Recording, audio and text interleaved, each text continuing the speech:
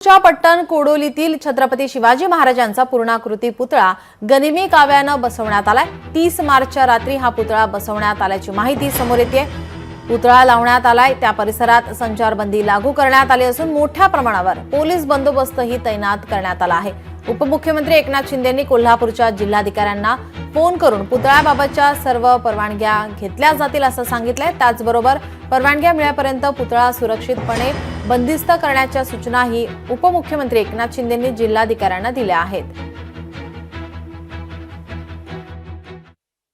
कोल्हापूर जिल्ह्यातल्या पट्टण कोडोली या गावामध्ये छत्रपती शिवाजी महाराजांचा पुतळा हा 30 मार्च रोजी मध्यरात्री बसवण्यात आला होता। उपमुख्यमंत्री एकनाथ शिंदे यांनी या ठिकाणी मध्यस्थी केलेली आहे। या ठिकाणी जिल्हाधिकारी असतील किंवा पोलीस अधीक्षक असतील यांना फोन करून या ठिकाणी सांगितले की हा पुतळा आपण हटू नये, यासाठी लागणाऱ्या ज्या सर्व परवानग्या आहेत त्या घेतल्या जातील आणि हा पुतळा आहे तो आता जसा आहे तसाच ठेवावा। त्या ठिकाणी एक मंडप टाकावा आणि पूर्ण सुरक्षा व्यवस्था आहे ती त्याला पुरवावी असं सांगितलेलं आहे। सत्यजाऊंदकर, लोकशाही मराठी, कोल्हापूर।